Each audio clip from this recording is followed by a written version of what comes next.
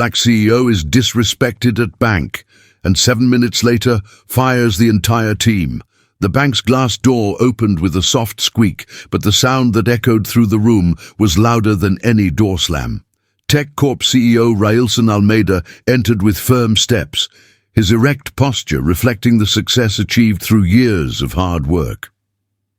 At 39, Railson was one of the most powerful men in Brazil, owner of one of the country's most innovative companies, with a fortune exceeding hundreds of millions. He walked straight to the counter without hesitation. The attendant, a young man in a blue dress shirt and a tight tie, looked at him with a forced smile. Railson didn't know what he expected to find there, but something in the young man's gaze already bothered him. It was as if he were invisible, as if his very presence there were a nuisance. "Good afternoon, sir. How may I help you?" the attendant said in a monotone voice. Railson placed his corporate ID card on the counter, proving that he was the owner of the company that even his most daring competitors respected. He didn't expect to be treated like any other customer. He wanted quick, no-nonsense service. Just the basics that a person with his power and influence deserved. However, what happened next was more than he could have imagined. The attendant glanced at the ID card, then back at Railson with a suspicious look. He raised an eyebrow and asked, with a slight laugh in his voice, "Are you sure you're in the right bank?"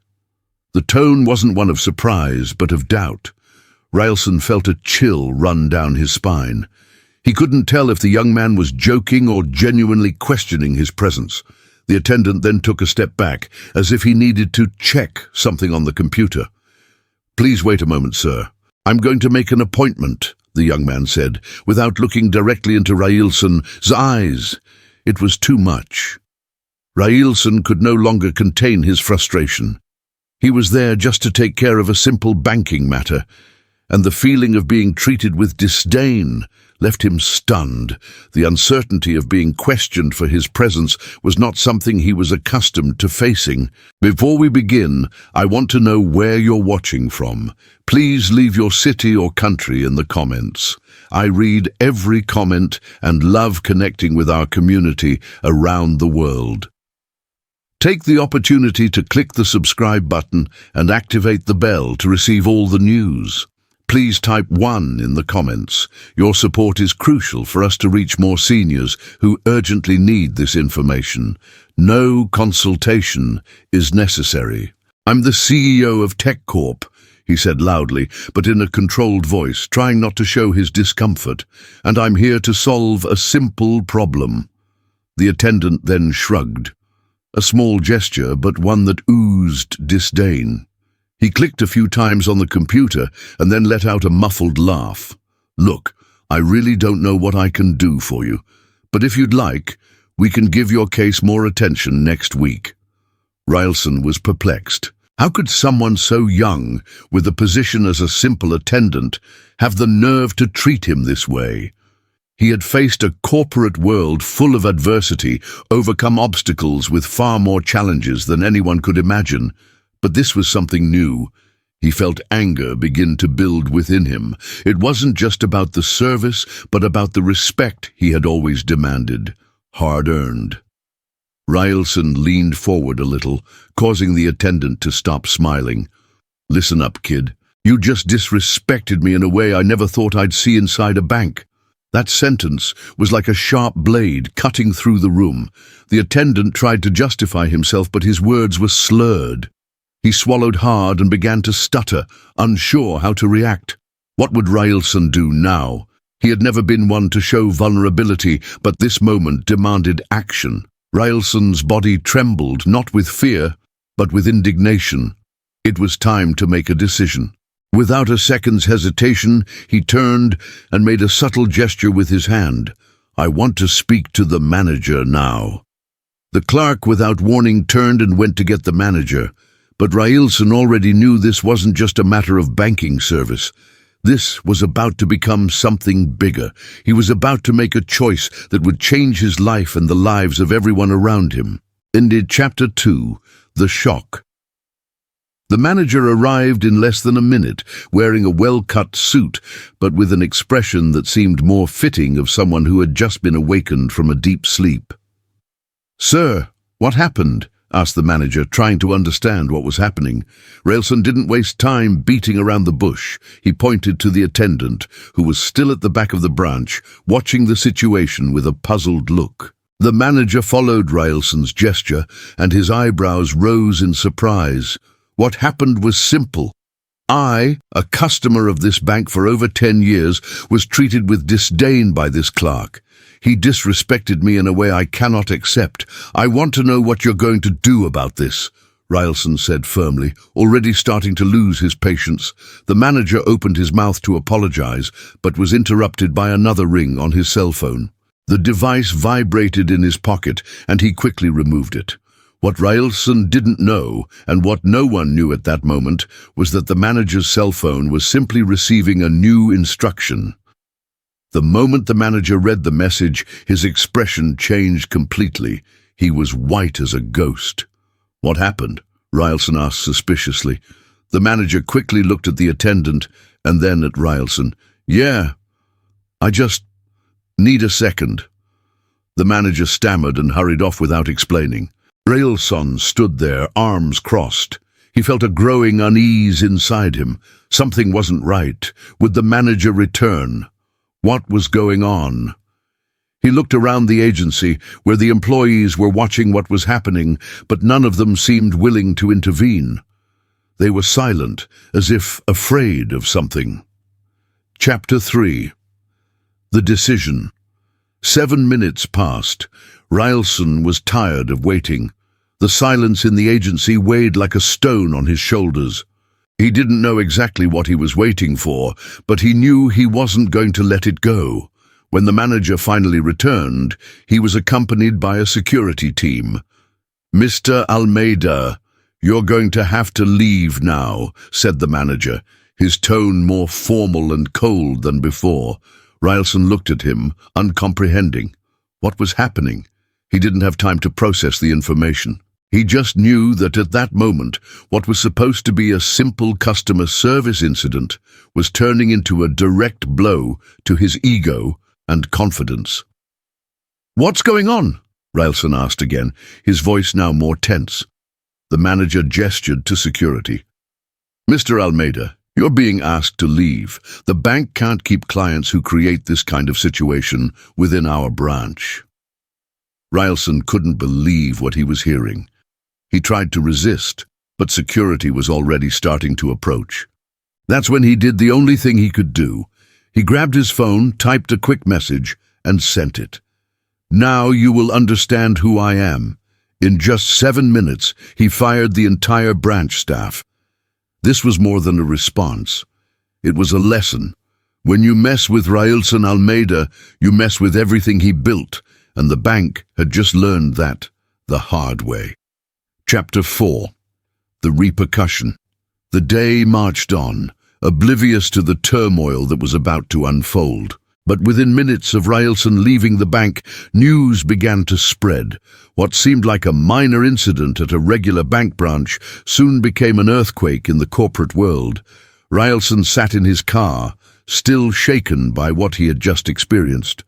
The security officers who accompanied him to the bank exit had no idea who he really was. And for Railson, this only intensified the humiliation. He hadn't expected VIP treatment, but certainly something more respectful.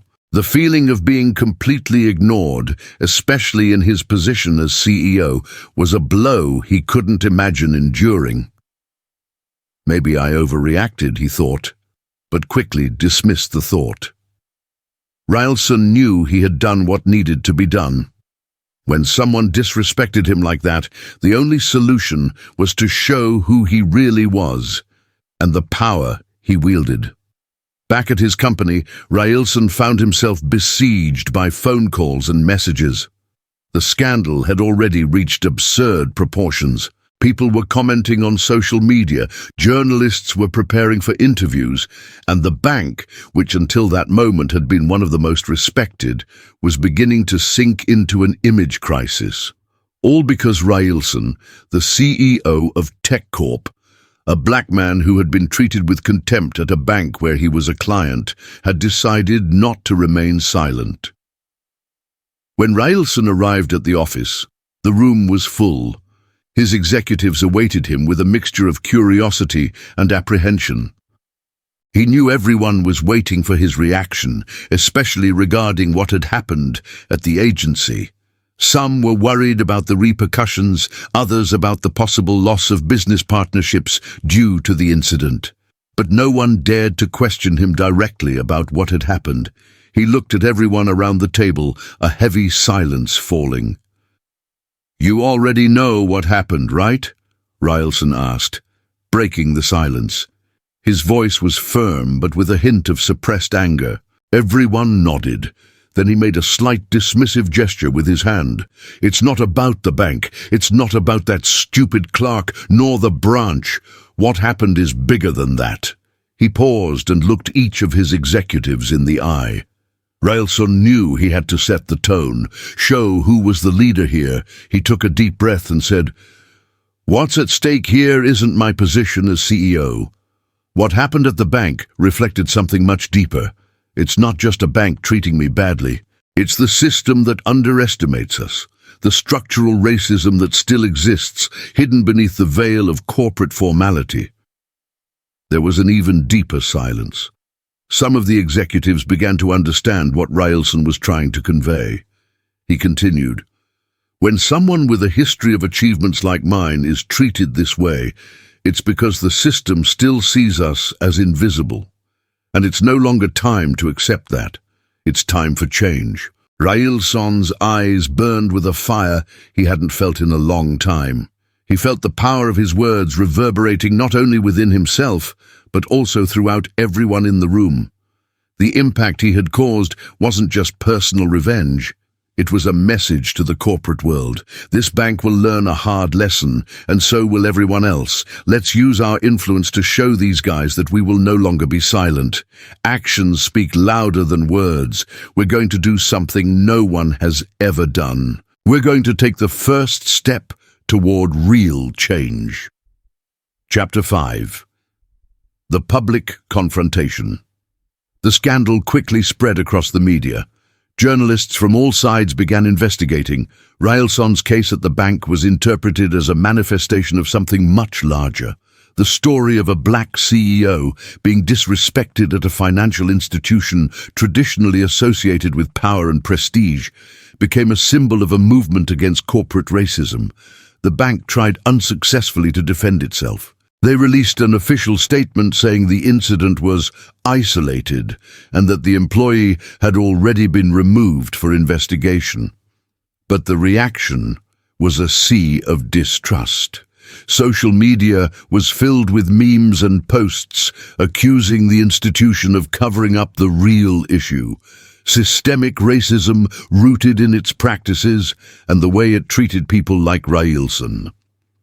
It was then that the major turning point occurred. Railson, with his company already established, began working with other prominent figures in the financial and business markets to launch an initiative aimed at increasing black representation in the upper echelons of corporate life. He knew that the scandal, while negative, could be an opportunity for something much bigger.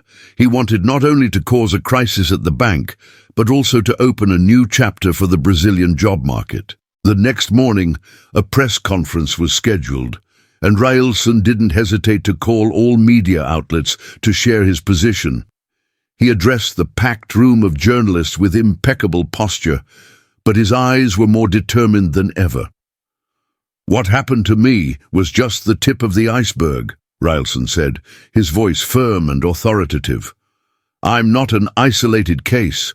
I'm a reflection of a structure that still sees people like me as a minority, as others. But we are not that. We are the leaders of the future, and today the future begins here." He announced the creation of a foundation, the Railson Almeida Foundation, which would combat racism in companies and promote the advancement of black professionals in the corporate world. But Railson didn't stop there. His boldest move was his decision to withdraw all his investments from the bank, a move that deeply shook the institution. "I'm withdrawing my funds and will look for a bank that understands true diversity and respect. This institution doesn't represent my values and will never again represent my vision for the future," he stated. The impact was immediate. From that moment on, the bank's credibility began to crumble. Investors began to distance themselves. Business partnerships fell apart. The institution's shares fell dramatically. Railson watched all this from afar, feeling a mixture of satisfaction and a new sense of freedom. He didn't want revenge. He wanted something deeper: change. And, in a bold move, he became the face of an invisible revolution that was finally becoming visible. The corporate world would never be the same again. Chapter 6. The Price of Change. Railson's actions was felt throughout Brazil. The bank, once a pillar of the financial system, found itself embroiled in a whirlwind of accusations and lawsuits, not only for the incident involving the CEO, but also for a series of discriminatory practices that began to be exposed. Investigators began combing through internal records, interviews with former employees surfaced, and the data revealed a clear pattern of exclusion of black professionals from the institution's top ranks. The media continued to cover the case. Documentaries and special reports on Railson's rise and the structural racism in the financial sector began airing in prime time. Railson became the center of a national debate that went beyond a simple dismissal and transformed into a movement for social justice in the workplace. The Railson Almeida Foundation quickly gained support from public figures, business people, and even politicians. His foundation became a symbol of resistance and a new way of seeing the role of companies in Brazil. It wasn't just about hiring more black people. It was about transforming the core of organizations so that equal opportunity became a reality, not just a fallacy on letterhead. Railson, however, knew that the real battle was just beginning. Deep down, he knew that one action alone would be enough to initiate change, but that there would be no end until the system was completely reconfigured. The foundation was just the first stone laid on a path that would still be long and difficult to navigate. Months passed, and although the bank attempted to rebuild, its reputation was irreparably tarnished. Several executives were dismissed, including the branch manager who had met with Railson on that fateful day. The clerk, whose dismissive gesture had triggered the bank's downfall, disappeared from the media spotlight. But the damage was done. Railson, on the other hand, forged ahead. He became one of the most vocal advocates for racial equality in the corporate world. TechCorp saw its profits soar with the growing support of other entrepreneurs who shared his values. Not only that, but he also began receiving invitations to lecture and give conferences around the world. His story was told in books, becoming a lesson in resilience and leadership for millions. But not everything was easy for Railson. He faced resistance at various points, especially from figures who felt threatened by change. There were those who still insisted that the corporate world was not ready for true diversity. But Railson knew that the only way to change history was not just to talk about what needed to be done, but to make it happen. The last act one summer afternoon, Railson was in a conference room at his own company, attending a meeting with his executives. They were discussing a new international expansion project, but their conversation was interrupted when one of his assistants entered the room with a cell phone in hand. Railson saw the assistant's worried expression, and he handed the device over without saying a word. It was a message. The bank is selling assets to stay solvent. Most of the money came from new investors, but investors know that without profound changes, the bank won't survive. And guess who's leading these changes? Railson smiled slightly. The news didn't surprise him. Ever since the foundation began gaining traction, he'd known the corporate landscape was changing. Banks and large corporations were being forced to adapt to the new reality. They needed to embrace diversity or risk collapse. Railson was beginning to realize his struggle wasn't just personal. He had touched a nerve within an entire system, and the impact would reverberate for decades. And with that, he understood that his role wasn't just to transform a bank or even the financial sector. He was being a catalyst, a key that unlocked doors and opened the eyes of a market blinded by conformity. What he had done at the bank wasn't just revenge, but a revolution. Railson looked at his executives and said with a calm smile, "The future has already begun, and those who are not prepared for it will be left behind. The world we are building is no longer about privilege. It is about justice." Silence fell over the room. The executives, a mix of men and women of various ethnicities, knew they weren't there just to make a profit. They were there to be part of something much bigger, something that would change the way people, regardless of color, gender, or origin, were treated in any corporate environment. They were all, in some way, becoming part of a historic transformation.